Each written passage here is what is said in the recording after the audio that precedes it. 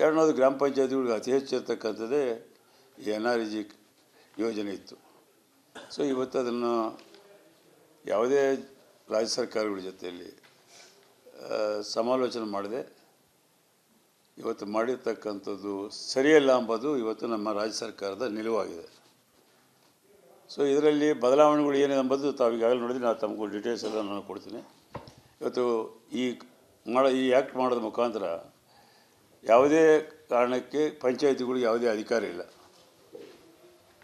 ನೇರವಾಗಿ ಕೇಂದ್ರ ಸರ್ಕಾರ ಯಾವ್ಯಾವ ಪಂಚಾಯತಿಗಳನ್ನ ಗುರುತಿಸಬೇಕು ಅಂತೇಳಿ ಅವರೇ ಅಲ್ಲಿ ಐಡೆಂಟಿಫೈ ಮಾಡಿ ಯಾವ ಕಾಮಗಾರಿಗಳು ಮಾಡಬೇಕು ಅಂತ ಸಹಿತ ಅವರೇ ನಿರ್ಧಾರ ಮಾಡ್ತಾರೆ. ಹಂಗಾಗಿ ಪಂಚಾಯತಿಗಳ ಇದರಲ್ಲಿ ಸಂಪರ್ಕಕ್ಕೆ ಇರಲಾದಂಥ ರೀತಿಯಲ್ಲಿ ಇವತ್ತು ಮಾಡ್ತಾರೆ ಮತ್ತು ಕಾಂಟ್ರಾಕ್ಟ್ಸ್ ಸಹಿತ ಇದರಲ್ಲಿ ಅವಕಾಶ ಕೊಟ್ಟಿದ್ದಾರೆ. ಸೊ ಇದೆಲ್ಲ ಏನಂದರೆ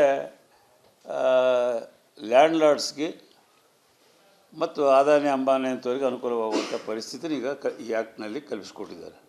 UPA ಮೊದಲು ಮಾಡಿರ್ತಕ್ಕಂದರೆ ಎಲ್ಲ ಪಂಚಾಯತಿಗಳಿಗೆ ಇದಕ್ಕೆ ಅವಕಾಶ ಇತ್ತು. ಅಲ್ಲಿ ಗ್ರಾಮ ಸಭೆ ಮಾಡಿ ಅವರು ಯಾವ ವರ್ಕ್ಸ್ ಮಾಡಬೇಕು ಆ ವರ್ಷದಲ್ಲಿ ಅಂತೇಳಿ ಆ್ಯಕ್ಷನ್ ಪ್ಲ್ಯಾನ್ ಮಾಡಿ ಅವ್ರ ಅಕೌಂಟಿಗೆ ಹೋಗ್ತಿತ್ತು. ಹೌದಾ? ಇವತ್ತು ಪಂಚಾಯತಿಗಳನ್ನ ಸೆಲೆಕ್ಟ್ ಮಾಡತಕ್ಕಂಥದ್ದು ಕೇಂದ್ರ ಸರ್ಕಾರದವರು ಐಡೆಂಟಿಫೈ ಮಾಡ್ತಾರೆ. ಎಲ್ಲ ಪಂಚಾಯತಿಗಳು ಸಾರಾಸಗಟವಾಗಿ ದೇಶದಲ್ಲಿ ಕೊಡ್ತಾಯಿಲ್ಲ ಅವರು. ಒಂದು ಎರಡು ವಿರಾಜಪೇಟದಲ್ಲಿ ಶಾಸಕರು ಆ್ಯಕ್ಟಿವ್ ಆಗಿದ್ದಾರೆ, ಅಲ್ಲಿ ನೆಸೆಸಿಟಿ ಇದೆ, ಜಾಸ್ತಿ ಮಾಡಿ ಜಿಲ್ಲಾ ಪಂಚಾಯತಿಗಳಿಂದ ಕನ್ವಿನ್ಸ್ ಮಾಡಿ ಅಪ್ರೂವ್ ಮಾಡೋಕ್ಕೆ ನಮಗೆ ಅವಕಾಶ ಇತ್ತು. ಈಗ ಅದೇ ನಮ್ಮ ಶಿವಕುಮಾರ್ ಅವರು UPAದಲ್ಲಿ 2005-2006 ನಮ್ಮ Rajasekharan ME Rajasekharan minister of planning state ಇದ್ದರು. ಅವ್ರ ಜೊತೆಲಿ ನಾನು ರಾಯಚೂರು ಸೇರಿಸಿದ್ದೆ. ಫಸ್ಟ್ ಇಯರ್ ಆದಮೇಲೆ ಅವ್ರ ಎವ್ಯಾಲ್ಯೂಷನ್ ನಾವೆಲ್ಲ ಡಿಸ್ಟ್ರಿಬ್ಯೂಟರ್ಸ್ ನಮಗೆಲ್ಲ ಜಾಲಿಗಿಡದೆಲ್ಲ ಬೆಳೀತಿತ್ತು. ಎಲ್ಲವನ್ನೂ ಆ ಪಂಚಾಯತಿ ಅವ್ರವ್ರ ಏರಿಯಾದಲ್ಲಿ ಮಾಡಿ ನಮ್ಮ ಲೀಡರ್ಸ್ನ ಹಚ್ಚಿ ಅದನ್ನೆಲ್ಲ ಕಂಪ್ಲೀಟ್ ಕ್ಲೀನ್ ಮಾಡಿಸಿದ್ವಿ. ಅವಾಗ 250 ರೂಪಾಯಿ ಕೊಡ್ತಿದ್ರು. ಅವ್ರು ಬಂದು ಪರಿಸ್ಥಿತಿ ಅವಾಗ ಅವಕಾಶ ಇತ್ತು. ಈಗ ಗ್ರಾಮ ಪಂಚಾಯತಿ ಇಲ್ಲ, ಗ್ರಾಮ ಸಭೆ ಇಲ್ಲ, ಇಲ್ಲಿ ಯಾವುದೇ ಜಿಲ್ಲಾ ಪಂಚಾಯತಿ ವ್ಯವಸ್ಥೆಗೆ ಅವಕಾಶ ಇದೆ. ಐಡೆಂಟಿಫೈ ಮಾಡೋರು ಪಂಚಾಯತಿನವರೇ ಯಾವ ಪಂಚಾಯತಿಗಳು. ಎರಡನೇದು ಗ್ರಾಮ ಪಂಚಾಯತಿಗಳಿಗೆ ಅತಿ ಹೆಚ್ಚು ಇರ್ತಕ್ಕಂಥದ್ದೇ NREG ಯೋಜನೆ ಇತ್ತು. ಸೊ ಇವತ್ತು ಅದನ್ನು ಯಾವುದೇ ರಾಜ್ಯ ಸರ್ಕಾರಗಳ ಜೊತೆಯಲ್ಲಿ ಸಮಾಲೋಚನೆ ಮಾಡದೆ ಇವತ್ತು ಮಾಡಿರ್ತಕ್ಕಂಥದ್ದು ಸರಿಯಲ್ಲ ಎಂಬುದು ಇವತ್ತು ನಮ್ಮ ರಾಜ್ಯ ಸರ್ಕಾರದ ನಿಲುವಾಗಿದೆ. ಸೊ ಇದರಲ್ಲಿ ಬದಲಾವಣೆಗಳು ಏನಿದೆ ಎಂಬುದು ತಾವು ಈಗಾಗಲೇ ನೋಡಿದ್ರೆ ನಾನು ತಮಗೂ ಡೀಟೇಲ್ಸ್ ಎಲ್ಲ ನಾನು ಕೊಡ್ತೀನಿ.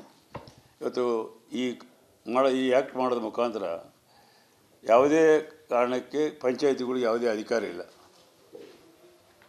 ನೇರವಾಗಿ ಕೇಂದ್ರ ಸರ್ಕಾರ ಯಾವ್ಯಾವ ಪಂಚಾಯತಿಗಳನ್ನ ಗುರುತಿಸಬೇಕು ಅಂತೇಳಿ ಅವರೇ ಅಲ್ಲಿ ಐಡೆಂಟಿಫೈ ಮಾಡಿ ಯಾವ ಕಾಮಗಾರಿಗಳು ಮಾಡಬೇಕು ಅಂತ ಸಹಿತ ಅವರೇ ನಿರ್ಧಾರ ಮಾಡ್ತಾರೆ. ಹಂಗಾಗಿ ಪಂಚಾಯತಿಗಳ ಇದರಲ್ಲಿ ಸಂಪರ್ಕಕ್ಕೆ ಇರಲಾದಂಥ ರೀತಿಯಲ್ಲಿ ಇವತ್ತು ಮಾಡ್ತಾರೆ ಮತ್ತು ಕಾಂಟ್ರಾಕ್ಟ್ಸ್ ಸಹಿತ ಇದರಲ್ಲಿ ಅವಕಾಶ ಕೊಟ್ಟಿದ್ದಾರೆ. ಸೊ ಇದೆಲ್ಲ ಏನಂದರೆ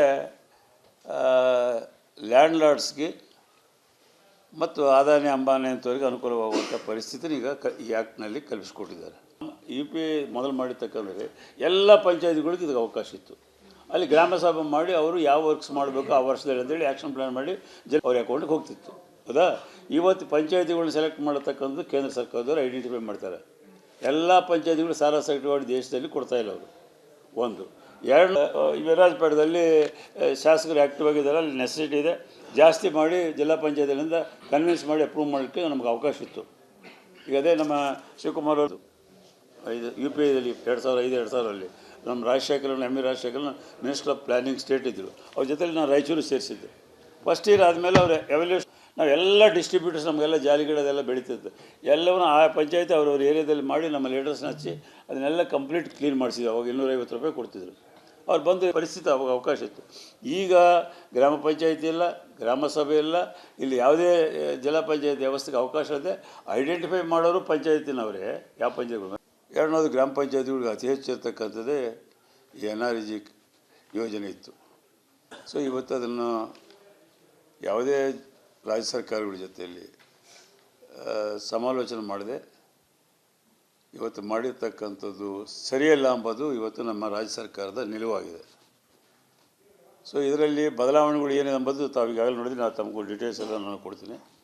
ಇವತ್ತು ಈ ಆ್ಯಕ್ಟ್ ಮಾಡೋದ್ರ ಮುಖಾಂತರ ಯಾವುದೇ ಕಾರಣಕ್ಕೆ ಪಂಚಾಯತಿಗಳಿಗೆ ಯಾವುದೇ ಅಧಿಕಾರ ಇಲ್ಲ. ನೇರವಾಗಿ ಕೇಂದ್ರ ಸರ್ಕಾರ ಯಾವ್ಯಾವ ಪಂಚಾಯತಿಗಳನ್ನ ಗುರುತಿಸಬೇಕು ಅಂತೇಳಿ ಅವರೇ ಅಲ್ಲಿ ಐಡೆಂಟಿಫೈ ಮಾಡಿ ಯಾವ ಕಾಮಗಾರಿಗಳು ಮಾಡಬೇಕು ಅಂತ ಸಹಿತ ಅವರೇ ನಿರ್ಧಾರ ಮಾಡ್ತಾರೆ. ಹಂಗಾಗಿ ಪಂಚಾಯಿತಿಗಳ ಇದರಲ್ಲಿ ಸಂಪರ್ಕಕ್ಕೆ ಇರಲಾದಂಥ ರೀತಿಯಲ್ಲಿ ಇವತ್ತು ಮಾಡ್ತಾರೆ. ಮತ್ತು ಕಾಂಟ್ರಾಕ್ಟ್ಸ್ ಸಹಿತ ಇದರಲ್ಲಿ ಅವಕಾಶ ಕೊಟ್ಟಿದ್ದಾರೆ. ಸೊ ಇದೆಲ್ಲ ಏನಂದರೆ ಲ್ಯಾಂಡ್ ಲಾರ್ಡ್ಸ್ಗೆ ಮತ್ತು ಅದಾನಿ ಅಂಬಾನಿ ಅಂತವರಿಗೆ ಅನುಕೂಲವಾಗುವಂಥ ಪರಿಸ್ಥಿತಿನ ಈಗ ಈ ಆ್ಯಕ್ಟ್ನಲ್ಲಿ ಕಲ್ಪಿಸ್ಕೊಟ್ಟಿದ್ದಾರೆ. UP ಮೊದಲು ಮಾಡಿರ್ತಕ್ಕಂದರೆ ಎಲ್ಲ ಪಂಚಾಯತಿಗಳಿಗೆ ಇದಕ್ಕೆ ಅವಕಾಶ ಇತ್ತು. ಅಲ್ಲಿ ಗ್ರಾಮ ಸಭೆ ಮಾಡಿ ಅವರು ಯಾವ ವರ್ಕ್ಸ್ ಮಾಡಬೇಕು ಆ ವರ್ಷದಲ್ಲಿ ಅಂತೇಳಿ ಆ್ಯಕ್ಷನ್ ಪ್ಲ್ಯಾನ್ ಮಾಡಿ ಅವ್ರ ಅಕೌಂಟಿಗೆ ಹೋಗ್ತಿತ್ತು. ಹೌದಾ? ಇವತ್ತು ಪಂಚಾಯತಿಗಳನ್ನ ಸೆಲೆಕ್ಟ್ ಮಾಡತಕ್ಕಂಥದ್ದು ಕೇಂದ್ರ ಸರ್ಕಾರದವರು ಐಡೆಂಟಿಫೈ ಮಾಡ್ತಾರೆ. ಎಲ್ಲ ಪಂಚಾಯತಿಗಳು ಸಾರಾಸಗಟವಾಗಿ ದೇಶದಲ್ಲಿ ಕೊಡ್ತಾಯಿಲ್ಲ ಅವರು. ಒಂದು ಎರಡು, ವಿರಾಜಪೇಟದಲ್ಲಿ ಶಾಸಕರು ಆ್ಯಕ್ಟಿವ್ ಆಗಿದ್ದಾರೆ, ಅಲ್ಲಿ ನೆಸೆಸಿಟಿ ಇದೆ, ಜಾಸ್ತಿ ಮಾಡಿ ಜಿಲ್ಲಾ ಪಂಚಾಯತಿಗಳಿಂದ ಕನ್ವಿನ್ಸ್ ಮಾಡಿ ಅಪ್ರೂವ್ ಮಾಡೋಕ್ಕೆ ನಮಗೆ ಅವಕಾಶ ಇತ್ತು. ಈಗ ಅದೇ ನಮ್ಮ ಶಿವಕುಮಾರ್ ಅವರು UPದಲ್ಲಿ 2005-2006 ನಮ್ಮ Rajasekharan Rajasekharan minister of planning state ಇದ್ದರು. ಅವ್ರ ಜೊತೆಲಿ ನಾನು ರಾಯಚೂರು ಸೇರಿಸಿದ್ದೆ. ಫಸ್ಟ್ ಇಯರ್ ಆದಮೇಲೆ ಅವ್ರ ಎವ್ಯಾಲ್ಯೂಷನ್ ನಾವೆಲ್ಲ ಡಿಸ್ಟ್ರಿಬ್ಯೂಟರ್ಸ್ ನಮಗೆಲ್ಲ ಜಾಲಿಗಿಡೋದೆಲ್ಲ ಬೆಳೀತಿತ್ತು. ಎಲ್ಲವನ್ನೂ ಆ ಪಂಚಾಯತಿ ಅವ್ರವ್ರ ಏರಿಯಾದಲ್ಲಿ ಮಾಡಿ ನಮ್ಮ ಲೀಡರ್ಸ್ನ ಹಚ್ಚಿ ಅದನ್ನೆಲ್ಲ ಕಂಪ್ಲೀಟ್ ಕ್ಲೀನ್ ಮಾಡಿಸಿದ್ವಿ. ಅವಾಗ 250 ರೂಪಾಯಿ ಕೊಡ್ತಿದ್ರು. ಅವ್ರು ಬಂದು ಪರಿಸ್ಥಿತಿ ಅವಾಗ ಅವಕಾಶ ಇತ್ತು. ಈಗ ಗ್ರಾಮ ಪಂಚಾಯತಿ ಇಲ್ಲ, ಗ್ರಾಮ ಸಭೆ ಇಲ್ಲ, ಇಲ್ಲಿ ಯಾವುದೇ ಜಿಲ್ಲಾ ಪಂಚಾಯತಿ ವ್ಯವಸ್ಥೆಗೆ ಅವಕಾಶ ಇದೆ. ಐಡೆಂಟಿಫೈ ಮಾಡೋರು ಪಂಚಾಯತಿನವರೇ. ಯಾವ ಪಂಚಾಯತಿಗಳು? ಎರಡನೇದು ಗ್ರಾಮ ಪಂಚಾಯತಿಗಳಿಗೆ ಅತಿ ಹೆಚ್ಚು ಇರ್ತಕ್ಕಂಥದ್ದೇ ಈ NREG ಯೋಜನೆ ಇತ್ತು. ಸೊ ಇವತ್ತು ಅದನ್ನು ಯಾವುದೇ ರಾಜ್ಯ ಸರ್ಕಾರಗಳ ಜೊತೆಯಲ್ಲಿ ಸಮಾಲೋಚನೆ ಮಾಡದೆ ಇವತ್ತು ಮಾಡಿರ್ತಕ್ಕಂಥದ್ದು ಸರಿಯಲ್ಲ ಎಂಬುದು ಇವತ್ತು ನಮ್ಮ ರಾಜ್ಯ ಸರ್ಕಾರದ ನಿಲುವಾಗಿದೆ.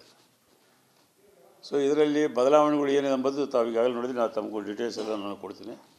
ಇವತ್ತು ಈ ಆ್ಯಕ್ಟ್ ಮಾಡೋದ್ರ ಮುಖಾಂತರ ಯಾವುದೇ ಕಾರಣಕ್ಕೆ ಪಂಚಾಯತಿಗಳಿಗೆ ಯಾವುದೇ ಅಧಿಕಾರ ಇಲ್ಲ.